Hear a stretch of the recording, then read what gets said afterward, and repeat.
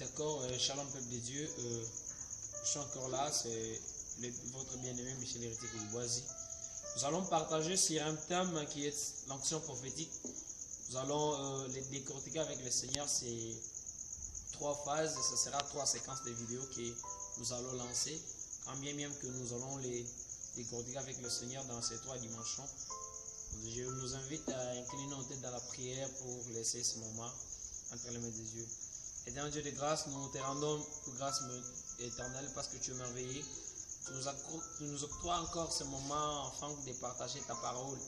Je laisse mes bien-aimés qui suivent ces vidéos, le roi des gloires, être saisis par ta présence afin de comprendre quelle est ta volonté dans nos vies, dans notre marche, dans notre parcours avec toi, le roi des gloires. Je bénis ton nom et ton peuple et dans le nom de Jésus. Amen. Voilà, comme je le disais tantôt, on va parler sur l'onction prophétique. Et quand bien même que nous voulons parler sur l'onction prophétique, il nous est de coutume d'entendre parler de l'onction et du prophétique. L'onction, c'est juste le fait d'introniser quelqu'un dans un sacerdoce. Donc, le fait de consacrer quelqu'un, cette prière qui se fait là, c'est un cérémonie qui se faisait dans l'Ancien Testament où il y avait de l'huile, bien sûr, qu'on mettait au corne pour rendre quelqu'un, les consacrer dans un service au sein du peuple de Dieu. En fait, c'était dans ce sens-là qu'on parlait de l'onction. L'onction, c'est cette puissance, c'est la manifestation de cette gloire qui apparaît dans la vie d'une personne afin de les consacrer à une vie sacerdotale, à une vie, à une tâche qui est habilitée dans le travail de Dieu. C'est alors que vous allez comprendre des multiples rois qui ont aussi régné sur Israël. Ils devaient passer par la consacration, soit ils devaient être rois, ils devaient avoir de l'huile sur eux afin d'exercer bien cela. Maintenant, la question qui se pose dans notre temps, est-ce qu'il en vaudra mieux aussi en chercher de l'huile? Non, mes bien-aimés dans le Seigneur. L'Esprit est déjà descendu. Dans l'ancien temps, l'Esprit ne venait qu'agir au travers les gens et puis repartir. Et c'était à travers de cette consacration qui se faisait dans des cérémonies de l'huile et consorts qui permettaient des gens à être intronisés. Mais dans notre temps, ici, c'est le Saint-Esprit qui vit à nous. C'est le Saint-Esprit qui nous donne, qui nous consacre afin d'être les serviteurs du Seigneur. Voilà notre passage basique, que c'est en Proverbe chapitre 29, verset 18. Là où je peux nous lire, nous allons les lire ensemble. La Bible dit ceci. Il est écrit que quand il n'y a pas de révélation, le peuple est sans foi. Je me limite à cette partie A.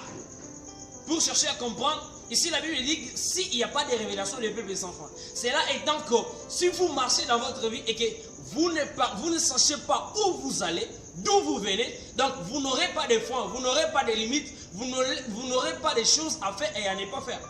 Et pour avoir des limites, pour chercher à savoir où tu vas, tu as besoin du prophétique dans votre vie afin de comprendre des choses. Alors, il y a 3 dimensions où les prophétiques s'exercent dans la vie d'une personne. Pour que quelqu'un exerce les prophétiques en soi s'exercent dans 3 dimensions. C'est pourquoi on a paraché avant en disant que nous allons parcourir cette séquence de vidéos sera en 3 dimensions. Donc, nous allons parler les prophétiques au travers les rêves, les prophétiques au travers les visions et au travers les révélations.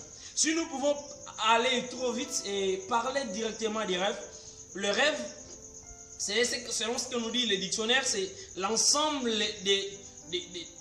c'est l'assemblage des subconscients, d'images ou d'idées, souvent qui sont incohérents, parfois nets et suivis, qui se présentent à l'esprit. Vous voyez? Et peut-être que tu te poses des questions, comment il arrive à tout être humain de dormir et rêver? Non, cela n'est pas en vain. C'est une dimension aussi prophétique que Dieu parle au travers de ses serviteurs. Que moi aussi, j'en suis tellement. C'est des meilleurs moments au travers lesquels j'entends la voix du Seigneur. Audiblement, j'entends le Seigneur me parler, c'est au travers des rêves. C'est dans ce moment-là que je vis les prophétiques dans ma vie. Vous allez comprendre, il y a beaucoup de gens, comme si vous lisez la Bible en Matthieu chapitre 2, vous y comprendrez. Si vous lisez tous les chapitres, ça parle de la naissance de Jésus. Jésus est né et après quoi il y a les mages qui sont venus l'adorer et Hérode a été au courant de cela. Il a décrété une loi en disant on doit on doit tuer tous les enfants nés qui sont les enfants de moins de 2 ans. On doit les tuer. Pourquoi? Parce qu'il a entendu parler qu'il y a quelqu'un qui est né pour les remplacer en état roi. Mais bien aimé dans le Seigneur, Marie et Joseph, là où ils étaient, ils n'étaient pas au courant de cette loi. Et alors, il a failli qu'ils soient avertis par un canal. Et Dieu a utilisé, il les a donné une prophétie au travers des songes. Si vous lisez les 12e versets de ce passage de Matthieu chapitre 2, la parole déclare que, divinement avertis par les songes, Marie et Joseph, ils ont pris maintenant, c'est l'ange qui les parle, que vous devez prendre l'enfant, quitter avec lui dans ce pays. Pourquoi? Parce qu'il y a déjà une loi qui a été établie. Il y a des fois où nous vivons dans la vie et nous ne savons pas comment ajuster, quoi faire. Quel est la domaine qu'on peut se lancer pour, quel est le business que je peux faire, quelle est l'activité qui peut me promouvoir de l'argent. C'est parce que nous n'avons pas eu le temps de consulter le Seigneur, soit être dans sa présence. Parce que Dieu avertit et oriente ses enfants. Il les fait d'une façon prophétique. Et ces prophéties peuvent venir en premier lieu en songe. Si vous continuez la suite de ces versets, vous allez comprendre que moi j'ai toujours dit que même Marie a été une prophétesse auquel Dieu les parlait à travers les songes. Parce que le 22e verset, vous allez comprendre que après qu'il y ait eu la mort de Hérode, Dieu a parlé à Marie. Encore dans les songes, il a dit, maintenant tu peux revenir. Pourquoi? Parce que le type en question, la personne qui tourmentait, c'est lui qui n'a pas voulu la présence de Jésus, il est mort. Vous devez maintenant revenir. Comment il pouvait avoir l'information que Hérode est mort? C'est au travers d'une prophétie. Et cette prophétie était venue par les songes. Il y a des gens qui dorment et se réveillent, ils voient des rêves et ça et là et ils les négligent. Non, mais bien aimé dans le Seigneur, c'est ce que Job déclare depuis Job, chapitre 32, si ma mémoire est bonne. Il déclare que Dieu parle tantôt d'une manière, tantôt d'une autre. Il parle tantôt dans des rêves. C'est nous qui ne tiennent pas garde.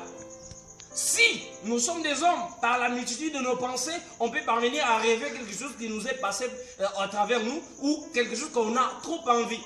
Mais attention, il faut faire une démarcation. Il y a des songes où Dieu qui parle à nos vies, il nous avertit, il nous oriente, il nous donne des directives pour mieux marcher avec le Seigneur. Vous allez comprendre qu'il y a des hommes aussi comme Siméon, qui a trop duré dans la présence de Dieu.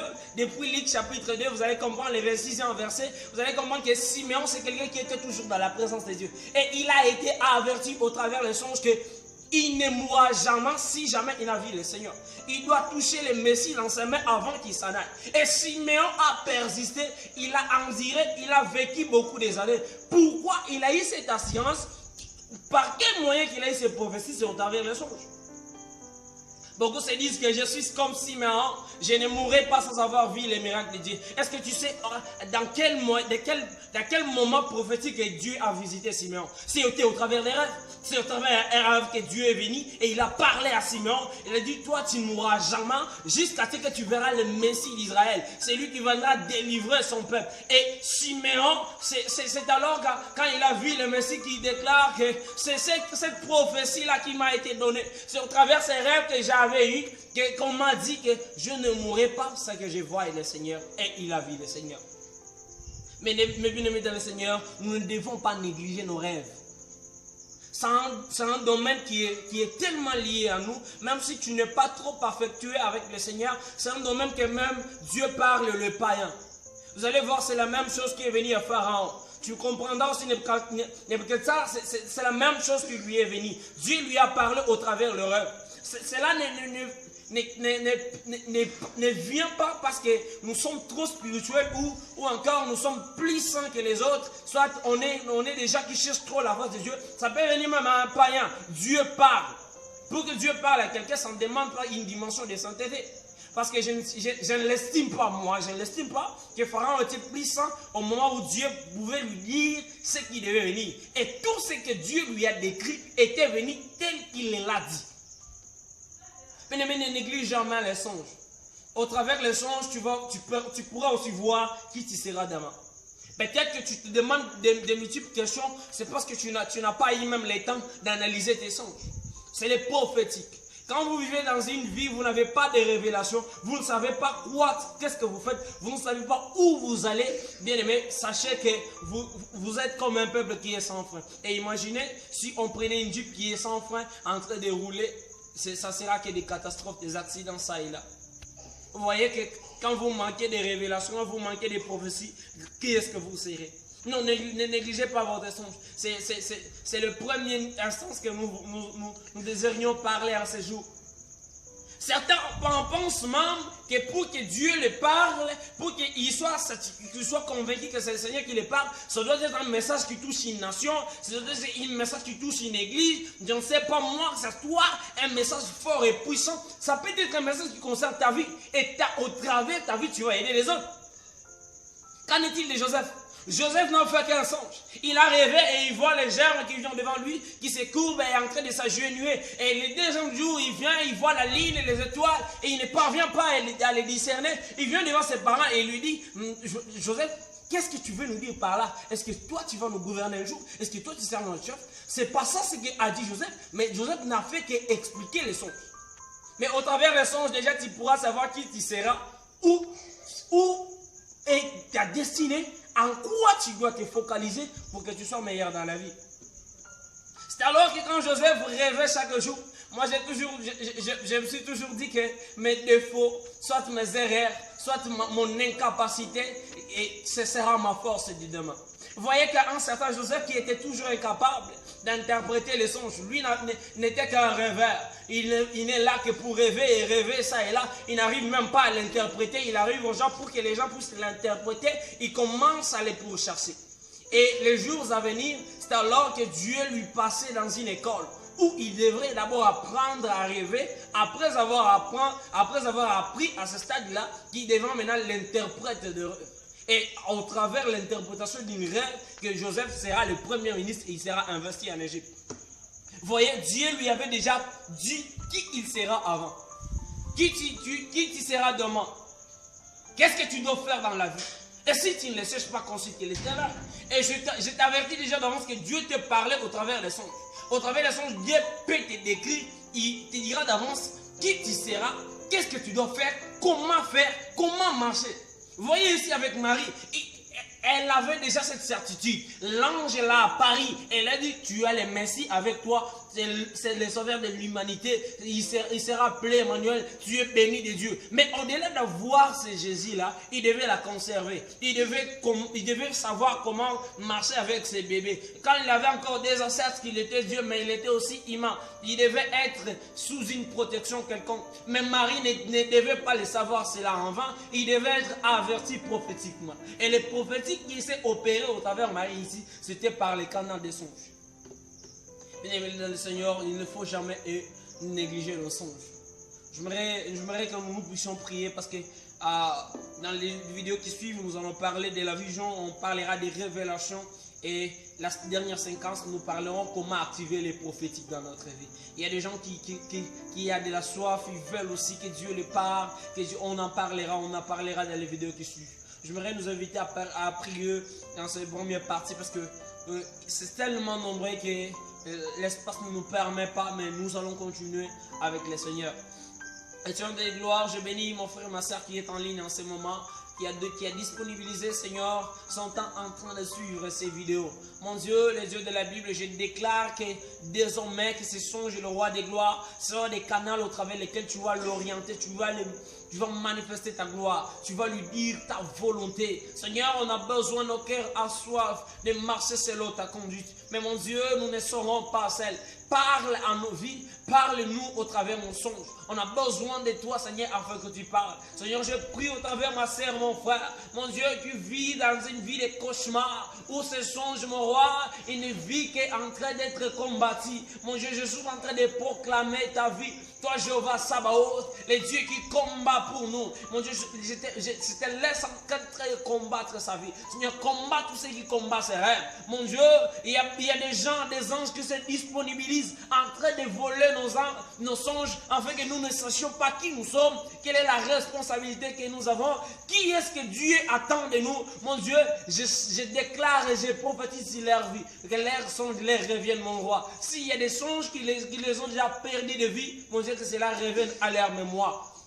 Seigneur, à tous ceux qui ont des mémoires faibles, pour oublier des songes qui venaient d'être visités par le Seigneur. C'est le matin qui se rend compte toujours qu'il y a l'esprit d'oubli des songes. Mon Dieu, je suis en train de prophétiser sur sa vie. Éternel Dieu de gloire, que tu lui donnes la force de désormais en train de discerner et à faire asseoir les songes et comprendre l'interprétation, comprendre ce que tu veux les parler au travers de ces songes. Manifeste ta gloire et ta fidélité, toi le Dieu de la Bible. Je le bénis, je bénis.